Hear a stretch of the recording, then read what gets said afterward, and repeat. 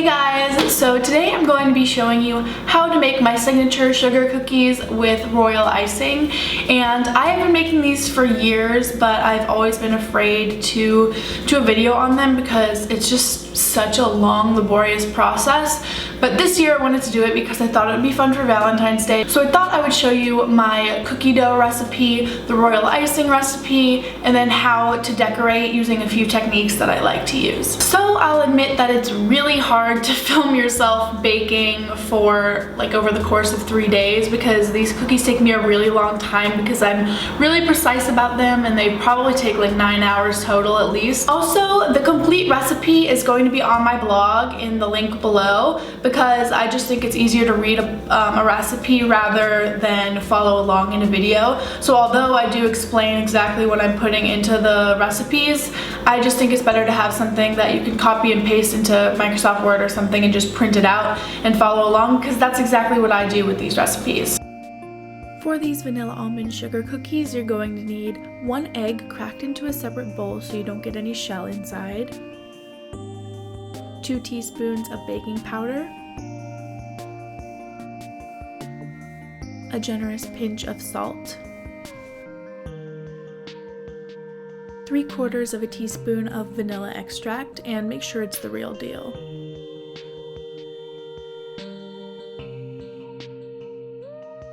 A 1/2 teaspoon of almond extract, 1 cup of granulated white sugar,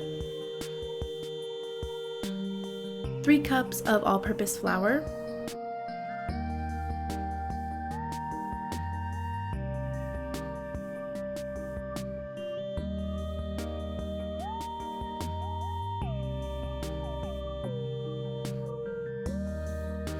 and last but not least, 1 cup or 2 sticks of unsalted butter, cold and cubed.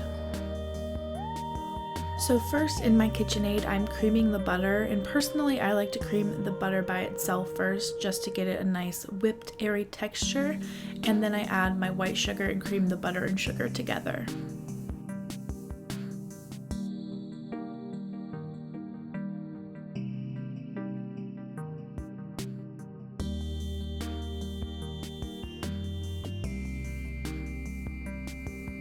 Then you can add your egg and continue mixing.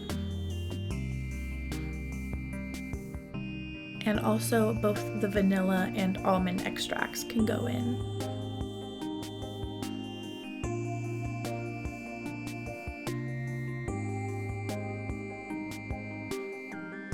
Then add in the pinch of salt and the baking powder.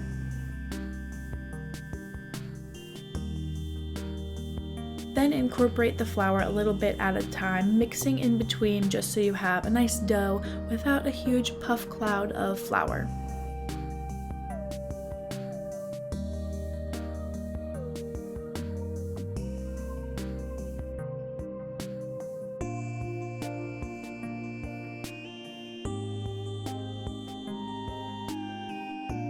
Once the dough is completed, don't forget to preheat your oven to 350 degrees Fahrenheit before rolling out and cutting out all of your little shapes. I use both a marble rolling pin and marble pastry board to roll out my dough, and I do smaller chunks. I don't roll the entire dough at once just because I think it's a little bit easier. And then also with this cookie, you want to roll the dough out a little bit thicker than you normally would just because it makes them a little sturdier. And then you're ready to cut the dough into whatever shapes you like. I have the lipsticks, the hearts, and all of that fun stuff for Valentine's Day. And also, this recipe makes quite a few cookies, but it really depends on the shape and size of the cookie cutters that you're using, so I can't really give a definitive number.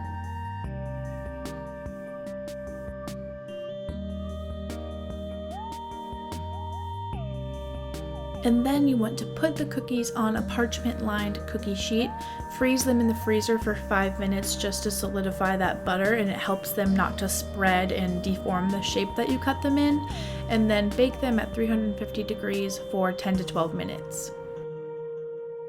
As you can see, the shape is basically the exact same shape that I cut it out as. If you don't freeze it, then they're going to spread out and turn into little blobs. So now we're going to be making the royal icing, and this is a major key in making these cookies because it's what makes them look good. And if you have a bad royal icing, they're not going to be as easy to decorate as nicely as these are. So what you need to do is sift out 2 1/4 pounds of powdered sugar. I already started because I didn't realize that I didn't turn my microphone on like a genius. What you want to do is you need a kitchen scale, and then you can weigh how much the bowl weighs and then just calculate it based on how much the bowl weighs plus the 2 1/4 pounds. Just because I think that's easier, because you always go back and forth with weighing and it takes a long time, so you can't do it by just zeroing out the bowl with the scale. Some precise measuring here.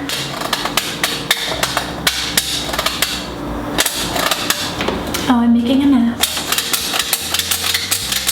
So let's make this icing now that we have our sugar sifted very professionally. And then you're gonna need a 3/4 cup of hot water, well, warm water. And I just put it in the microwave for a little bit until it's hot, well, warm. Not too hot, not too cold, just right. Then you're gonna need 5 tablespoons of meringue powder, and this is from Wilton. I got it at Michael's. So I just kind of throw them in. 1, 2, it's really cloudy. 3. Oh, I don't have any more. I ran out of meringue powder, but it's okay because I have another one. So mix it until it gets frothy. I'm just mainly making sure there's no clumps. And it gets nice and raw. Then you're gonna add cream of tartar, which is just good at stabilizing it, and it really helps it dry, I think, a little bit quicker. So I'm just gonna add 2 of these half tablespoons to make 1 teaspoon. Oh wait, half teaspoons, not half tablespoons. Math. Yeah. Now that it's mixed, I'm gonna add a little bit of clear imitation almond extract. This is optional, you don't have to do it. You could also do clear vanilla extract, but I don't have that right now because it turns brown super quickly. So I'm just gonna do half a teaspoon, but you can do a whole teaspoon. I just thought I would add it. Then mix it in. After that's mixed, you need to add the entire 2 1/4 pounds of sugar into your bowl. I probably should have gotten something more than a tablespoon, but we'll do it, it's fine. It'll happen eventually. So you need to add it in all at once. Don't incorporate it, just add it in all at once. Don't worry, it'll be fine. I've done this many times.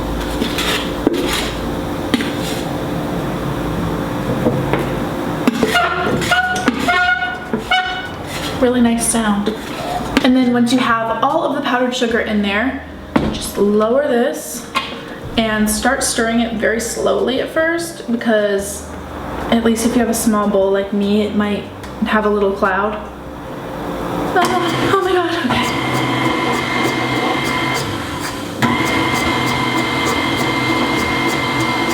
Yeah, a lot's coming out. Oh, I forgot that they have that cover thing, and I literally have that. Then what you have to do is mix this for a full 10 minutes. So I'm gonna set a timer and just come back to it in 10 minutes. And as you can see, it's very thick. So our 10 minutes are up, turn it off. And now we have this very thick, very voluptuous and thick royal icing. So what you're gonna need is a spatula, and it's essential that you just use the spatula for making royal icing, because you know how sometimes spatulas can get greasy over time. You need to only have it be a brand new spatula or one you're just gonna use for royal icing, because the slightest amount of oil that you add into this on accident is gonna make them never dry. So this is basically what I would consider to be the base frosting. It's very thick. Oh my god, I thought it was gonna fall out. It's like a blizzard at Dairy Queen. But we're gonna mix our icings and then thin them out whenever we add the color. So instead of having, you know, a too thin icing or something like that, it's just a lot easier to control if you control it by mixing small amounts with water to thin it out, because you're gonna need 2 different consistencies of icing. One thicker for the outline, and the second is for the inside flood. You want to have some damp, well, wet paper towels, just like this, so you can put it over the top layer of the bowl whenever you're mixing your other colors so it doesn't dry out and have a crust. I'm just gonna tell you what kind of gel food colorings I use, and then I'll just kind of speed through my dyeing of all of the colors because I need to do like 8 or 9 colors, I think. But the colors that I use are AmeriColor gels. They are better than using those little food color drops that you get at the store. They're a lot more pigmented and they're just a lot better. It's a gel paste. They're really affordable. I got this set on Amazon and it's like, you know, there's just these little ones, but you're not gonna go through them unless you're making cookies really often. And you're gonna need a lot of bowls to mix the colors, spoons, more warm water to mix with whenever you're thinning it out. So after your base white royal icing that's super thick is ready, you're ready to thin it out and then separate by color. So that's why you need all of these little bowls, because it helps separate them by color, and you can do multiple colors at once instead of doing one bowl at a time and having to rinse it out all the time. So you're gonna thin it with warm water and just do a little bit at a time and add a little bit of the AmeriColor gels at a time, just because you really don't want to overdo it and have to start over and waste icing. And I would honestly really recommend thinning it out with water first and then adding the color, because adding the water and the color at the same time, you could have splashes with the color.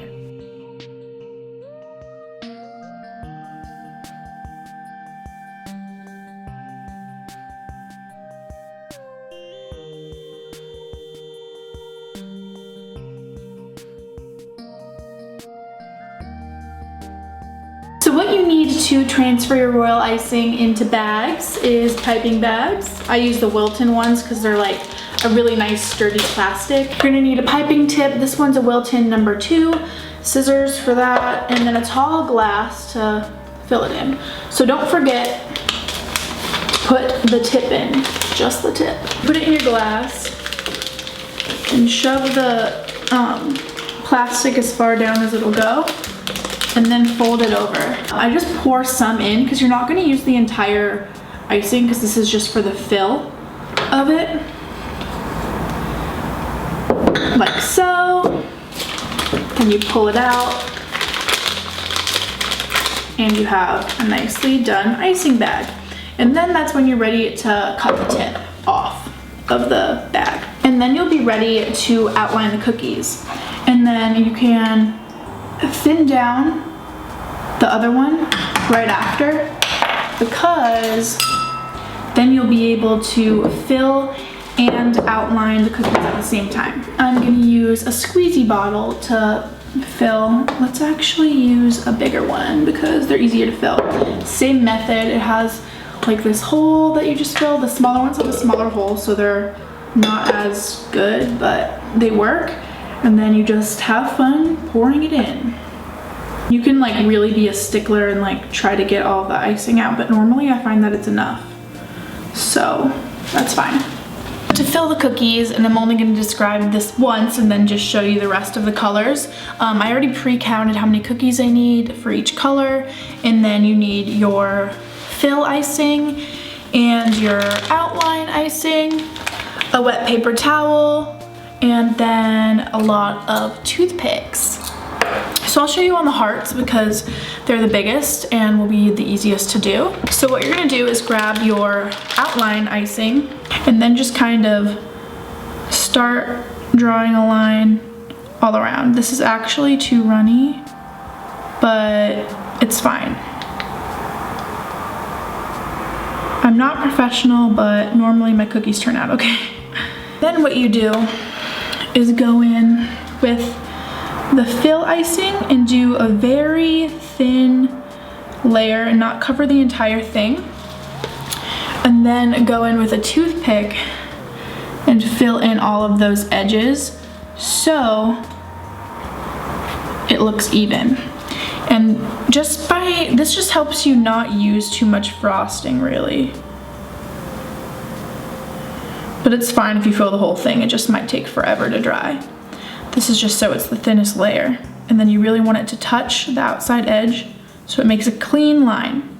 And the thick icing will hold in the thin one. If you just use thin icing, then it can run off the sides.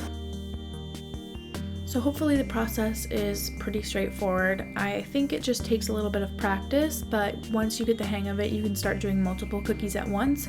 But you really want to make sure that you fill the cookies very soon after doing the outline, because if the outline starts to dry, then you will have a line of demarcation and you'll be able to tell that you outlined it. But if you do it at the same time, then it looks very seamless. These lipstick cookies are pretty much my trademark, and I like them because they're small, so they're easier to decorate. And whenever you have small cookies like this, you can just use the same consistency of frosting for both the outline and the fill.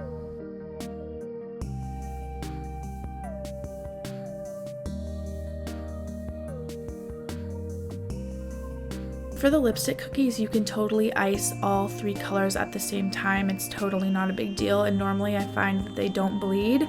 So I just do the white in the middle to be silver, but you can also do gray and then add the silver luster dust after. But then you could just really change up the lipstick color, and I typically just do a black bullet because that's pretty traditional and it kind of looks like how MAC lipsticks look. So now that all of our conversation heart cookies are iced and dried, I just wanted to show you how you can decorate them. And I like to use these candy decorating pens. They're just food coloring in a marker, just so it's easy, and it's a lot easier to write on the dry icing than it is to actually pipe on the letters yourself. And this set is by Wilton, and it has 5 different colors, but I always use the pink one, which is right here, because that's what they use in conversation hearts. And I think the best part about these conversation heart cookies is that you can literally write whatever you want. I'm making mine a little bit sassy, just because that's my personality, and you can also do some cute ones as well. You could make these conversation hearts be sassy like mine, or just the traditional nice ones. You can definitely get inspiration from Google Images. I search like Tumblr conversation hearts or sassy conversation hearts and you'll find a ton. There's my first cookie. As you can see, it looks really good. Sometimes I get impatient and the icing isn't completely dry, so just always have a very light hand. And I always make it all caps because that's how conversation hearts are. Some of mine that I did were get lost, you suck, unmatch, go away, meh, XOXO, and then I also did funny Tinder ones, so I have like swipe left, swipe right, super like, and unmatch and stuff like that. Just because I thought it would be funny.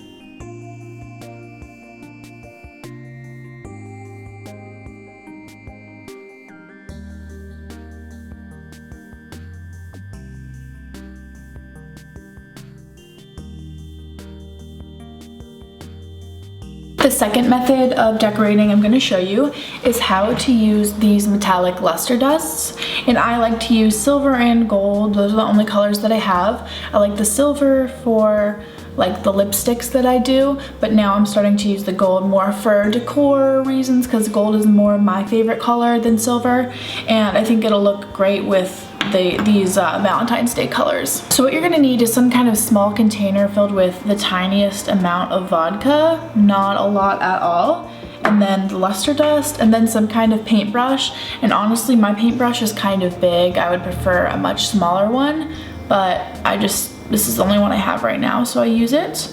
And I just got all of these things at Michael's. So then you're gonna get your vodka and your luster dust and mix a big amount, not a huge amount, but quite a bit, a lot more than you'd think, into the vodka and mix it with your paintbrush. And the reason that you use vodka is because the vodka evaporates, so it's totally fine to use and like give to kids and stuff because you just have to wait until it dries, and it's completely fine. So just like randomly put polka dots on this cookie. So there's what the first one looks like. That's a good idea. It's really cute. And if you had like some kind of circle sponge, you can make it perfect polka dots, but I don't have that. And it doesn't have to be perfect, like at all. Even this, like people are just gonna be wowed in general from these. Like trust me, I've made these for years. And every time, I mean, if you follow me on Instagram, I'm sure you've seen me post about my cookies, but I just really wanted to do a video on them too because people seem to like them. To add the luster dust to the lipstick cookies, I do the exact same thing. Just mix the vodka with the silver luster dust and then paint very carefully. The smaller the brush, the better. And then you'll just have a nice reflective silver lipstick bullet. Well, holder, I don't know. And here are all of my little lipsticks. I think they're super cute. They're probably my favorite. They're basically my trademark cookie, and I got the cookie cutter off of Amazon if you were wondering, because I'm obsessed. So the last thing I'm going to show you how to do to decorate your cookies is to stamp them with these little stamps. And you want to get a stamp pad from someplace like Michael's. They have all these little letters that are perfect, or just any stamps really, but just know that you're only going to use them for food, so get them cheap. That's what I did. You're gonna need your black AmeriColor gel food coloring and the same vodka, and just put a bit in and mix it around. Probably should have gotten a spoon, but you just want to make sure that it's pigmented enough. I got also at Michael's this little foam ink stamping pad just to make it easier so it doesn't have too much product on it ever. And I'm just gonna pour my little ink on this pad. Oops. Didn't soak in, so I'm gonna soak it myself. And you might want to wear gloves because honestly the black is like will stain you. Don't wear white while doing this. And normally when I stamp it, I put it in the foam thing and then I test it a few times just to make sure that it looks okay. And then you just place it down. You don't press hard. See, like I already had too much liquid on there, so it kind of got messed up. But it still looks fine. I don't really care that much. It's just a cookie, people. There we go. Oh yeah, now it's going well. And always make sure that the letter is facing the right way before you stamp it and not upside down, because that would not be good.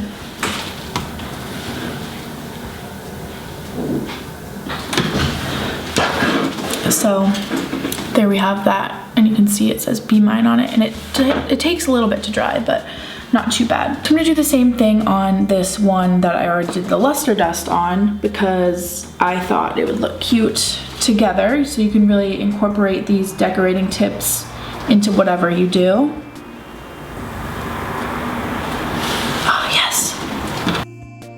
And then you just repeat the stamping over and over again. It doesn't take that long, but I'm just kind of a perfectionist about it. And it's fun because you can write whatever phrases you want. And especially for other holidays, like I did Merry Christmas for Christmas, and you can get really creative with it because the options are endless. So that's how you stamp a cookie. Yay, we did it.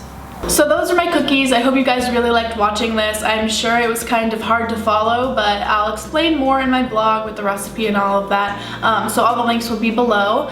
But if you guys recreate these cookies, post a picture on Twitter or Instagram and tag me at Frescura because I'd love to see them, whether it's a lipstick cookie or one of the Sassy conversation hearts for Valentine's Day. I'd love to see. So make sure to subscribe if you're not already and comment below, and I'll see you guys in my next video next Friday. Bye!